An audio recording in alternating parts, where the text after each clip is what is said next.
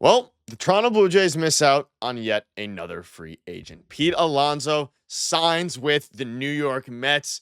Jays fans are once again left wondering why they were even involved in the first place as he returns to the New York Mets. We're going to break down the contract and also discuss what this means going forward for the Blue Jays, as well as discuss a couple updates surrounding what pivots they will have following Pete Alonso's big signing. Stay tuned for all that in this episode, folks. Before we get into it, if you're part of the percentage you aren't subscribed to the channel, this is the place to be for daily Jays content. Just had a video a little bit ago, so if you're enjoying the up-to-date coverage, make sure to smash the subscribe button. We're getting extremely close to 16,000 subscribers. And ladies and gentlemen, this is an absolutely brutal piece of news for us Jays fans. I was on the side where I thought Pete Alonso was going to be a Blue Jay. We saw reports 2 weekends ago that it was all but done and that the writing was on the wall. And then Pete Alonso comes out and he returns to the New York Mets after Steve Cohen came on a press conference and said that they weren't going to bring him back, all these different things. And now, if you saw my video earlier, it seems that Bregman's probably going to go elsewhere as well. And it still has been an okay offseason, but you need one more bat. And the pivots now are looking a lot more grim than they initially did. Let's dive into it here. So he's signing a 2-year contract, which will guarantee him $54 million over 2 years. Ladies and gentlemen, it is not a 4-year contract. It is not a 5-year contract, not a 3-year contract.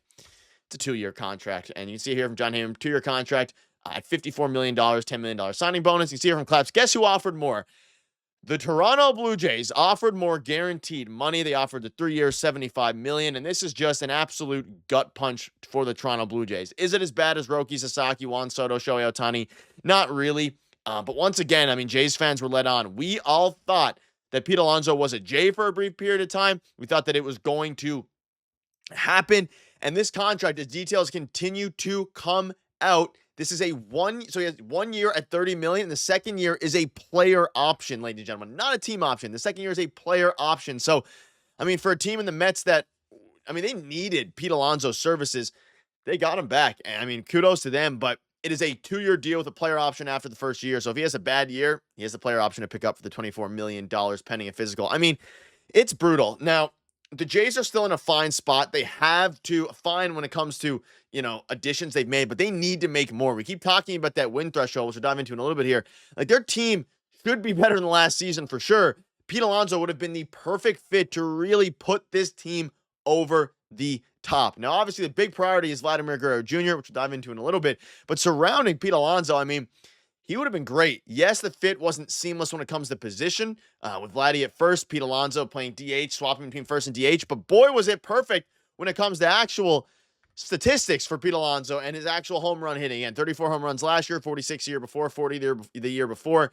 I mean, the Mets got a bit of a steal here. They got him at a 2-year contract, not much risk. They're fine spending money. And boy, did they spend not that much money. It was only 2 years, granted $30 million a year for a player who had a 788 OPS and no positional value. Might be a little bit steep, but I would have loved the Jays to hammer this contract each and every single time. Because, I mean, if you're the Toronto Blue Jays and you can go for a contract that is an opt-out after 1 year, that is absolutely perfect. But it's so ridiculous to me that Pete Alonso signed with the Mets after Steve Cohen a week or 2 ago, came out and said, hey, we're probably not going to be able to sign him. His negotiation tactic is ridiculous.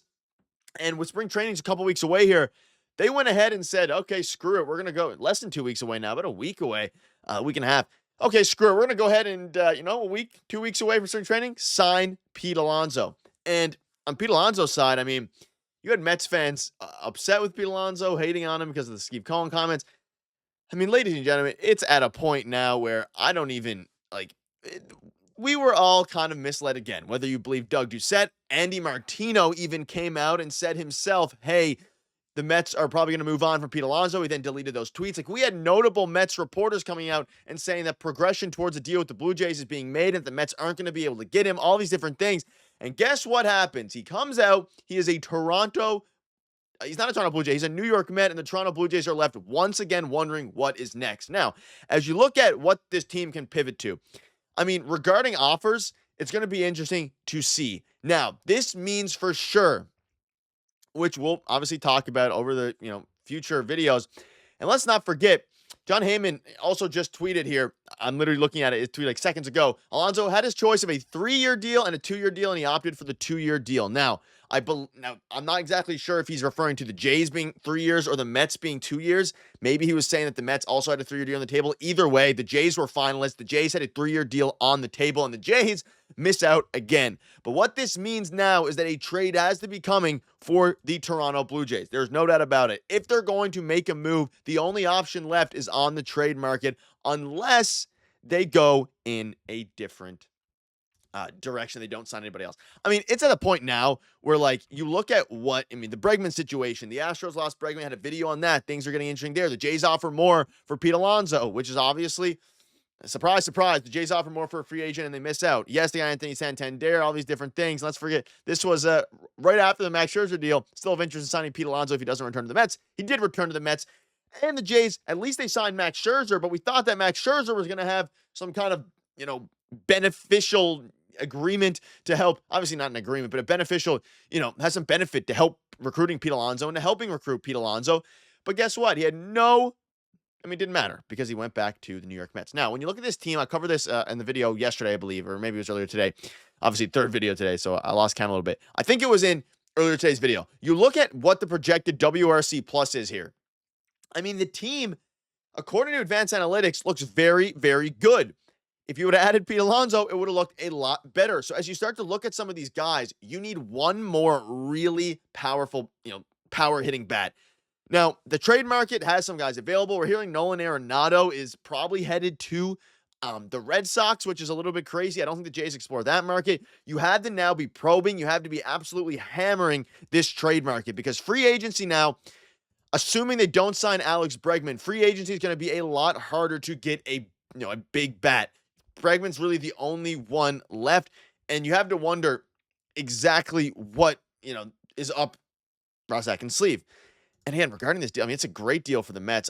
You had to assume that Pete Alonso could have gotten more money than this. $54 million at his peak. The Jays, I assume, would have offered him 3 years, 75 guaranteed. That we know Peter Alonso did not want. Pete Alonso did not want deferred money really a part of this deal, and the Jays offered a ton of deferred money. So, the Jays miss out again. What's next has to be the trade market. That's the only way. They have a decent lineup. They have a great starting pitching staff. If they can make one more move to fine-tune the edges, go around the edges, this team can be at least contenders in the AL East. But they need to make a splash. And let's not forget, most importantly, they need to extend Vladimir Guerrero Jr. That is the number one thing that they need to do. We're now, 13 days away from the Vladdy Jr. Deadline.